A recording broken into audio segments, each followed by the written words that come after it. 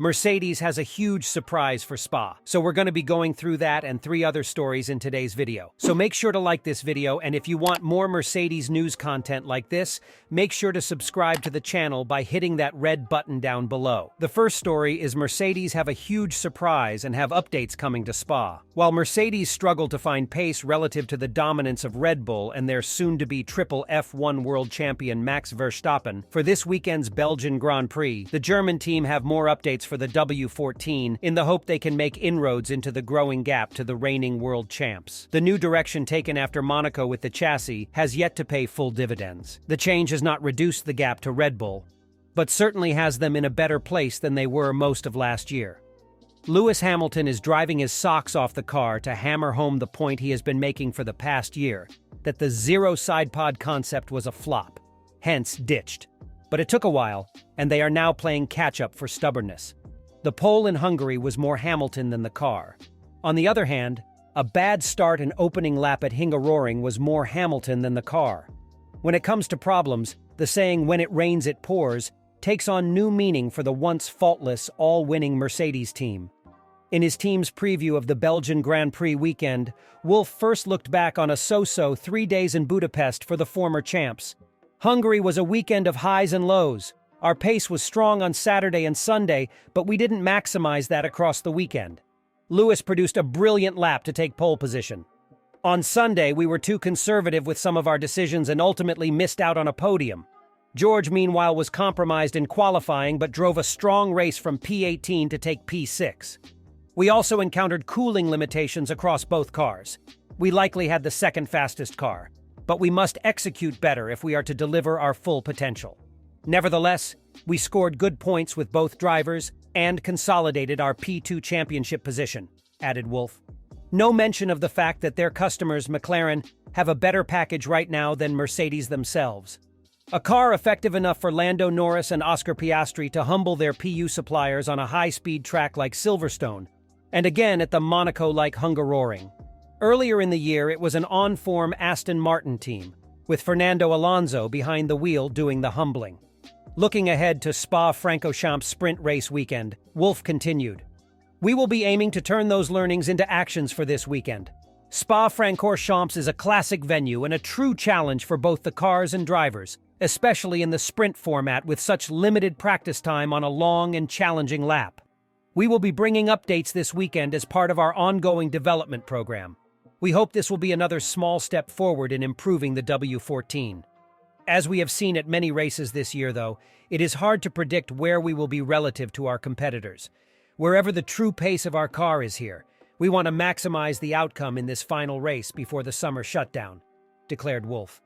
Perhaps for Mercedes and their boss, it is hard to predict where we will be relative to our competitors, but not for most onlookers.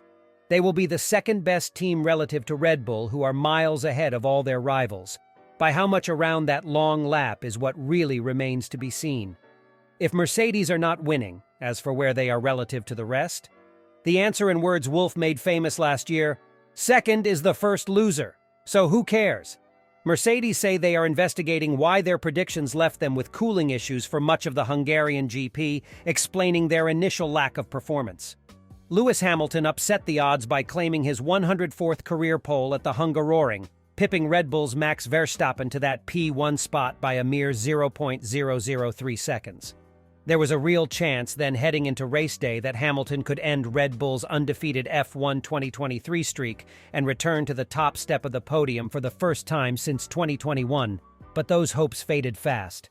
Hamilton was shuffled down from pole to P4 in the opening corners of the race, Hamilton then dropping back from Verstappen and the McLaren pair of Lando Norris and Oscar Piastri.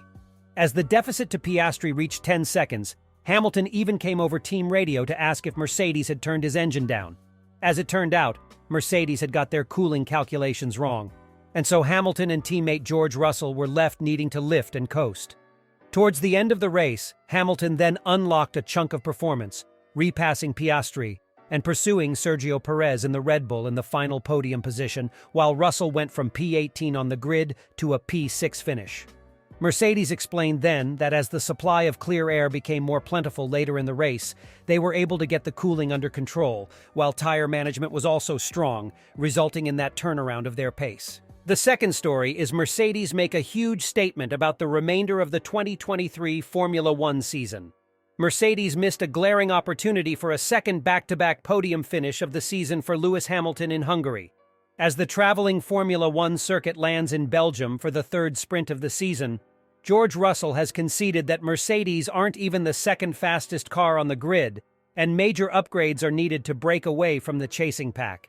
It's been a difficult season of adjustment for Mercedes, who find themselves looking over their shoulder at the chasing pack, and the resurgence of an in-form McLaren team buoyed by recent upgrades, rather than focusing on their unrelenting pursuit of Red Bull in first place. It's absolutely clear they, McLaren, are true contenders for the second fastest team, George Russell conceded. It's very odd how Aston Martin were clearly that second best at the start of the year, and they don't seem to be so competitive right now. Ferrari haven't made much progress, and McLaren have made a huge jump. Last year's Hungarian Grand Prix saw a Mercedes 2-3, with Hamilton and Russell joining Max Verstappen on the podium. This year, however, Russell struggled to even get out of qualifying and started the Hungarian Grand Prix in P18. Although the British driver managed to show a devastating turn of pace on race day and finish P6. It does highlight Mercedes' decline in recent seasons, with the two McLaren drivers claiming better points when the checkered flag fell. For the best part of a decade, Mercedes enjoyed illustrious success at the front of the pack week in, week out.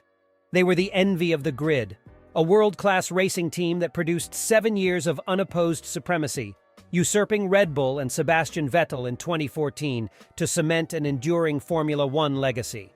Mercedes still sits second in the 2023 Constructors, and Hamilton and Russell occupy fourth and fifth in the drivers respectively, consolidating their position in Hungary.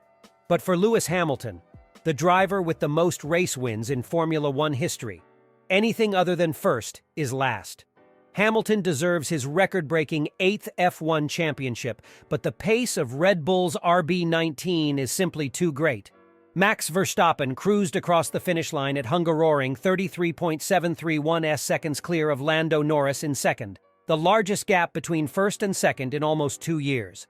Such is the unparalleled pace of Red Bull that the rest of the pack simply can't compete, leading Toto Wolff to believe the teams are racing into two different divisions. As surprising as it sounds in terms of pace, it was quick in terms of the rest of the world, Mercedes team principal Toto Wolff said of the W14 following the results of the Hungarian Grand Prix. In the F2 pack, it was quick. The F1 car won by 34 seconds. Wolff, although disappointed by the bitter reality of another Red Bull demolition job, felt enamored by the progress made on track by his drivers in Hungary, countering Russell's claims that McLaren and Aston Martin have leapfrogged the Brackley-based team in the running. We likely had the second fastest car, but we must execute better if we are to deliver our full potential, Wolff said. Nevertheless, we scored good points with both drivers and consolidated our P2 championship position. The Belgian Grand Prix represents the final opportunity for teams to put this season's learnings into practice before the summer break, with upgrades expected across the grid to maximize points at Spa. With limited practice sessions due to the third sprint of the season, Wolff will be hoping the W14 can hit the ground running and put a safer distance between Mercedes and the hunting pack as they continue to nip at their heels. Recently outcasted, Nick DeVries saw a swell of support emerge for him after being fired from AlphaTauri in just 10 races. Amongst those supporters were his former team, Mercedes. Although they have shown their support, Mercedes chief Toto Wolff spoke very bluntly. After Nick DeVries' firing, there were talks of the driver reprising his role in Mercedes as their reserve driver. But Wolff has made Mercedes' position clear on DeVries. He has said that all the positions in the team are filled at the moment. Even though DeVries has Mercedes' support, it does not seem that he will be returning soon. Maybe he needed more time. If they had given him the season, he might have been a good candidate for the second Red Bull seat. But that is not our problem. I do feel sorry for him, though, Wolff told Sky Sports. Asked if there was more to firing DeVries than just his performances, Toto Wolff said, "I think Red Bull wants to chart how fast Ricciardo is, to see if he can possibly take over Checo's seat. F1 is enormously hard, and once a decision is made, there is no turning back." The third story is Mercedes reveal their ideas for the W15 car. Trackside engineering director Andrew Shovlin has detailed Mercedes' first targets for the 2024 Formula One car it hopes will be able to topple Red Bull. Red Bull has taken the team to beat mantle from Mercedes since the ground effect rules were introduced last season, with the former setting a new record of 12 consecutive wins with Max Verstappen's Hungarian Grand Prix victory. Both team and driver are set to retain their crowns this term, with Red Bull 229 points ahead of the Silver Arrows in the constructors' standings. It is fair to say that with these regulations and the way the cars work, we have been very focused on fixing problems, explained Shovlin. It might be bouncing or a balance issue that you are trying to solve, but as we are making progress on that, the actual way that you develop a car is you are just looking for more performance. So you get less focused on a big list of things that you need to solve and more just on where we can bring the lap time. The focus for next year's car is that we make sure the key decisions give us a lot of scope for development. You can see this year just how much performance all the teams are bringing as they go, and you need to be able to bring that performance. But as I said, we are a little bit less focused on solving this list of issues and just looking at how can we make a good step in lap time, and hopefully a step that is going to get us back to regular pole positions and being able to challenge for wins. A key part of its strategy with next year's W15 is to design a car that has plenty of scope for development and allows the team to make the in-season leap that McLaren has made this year.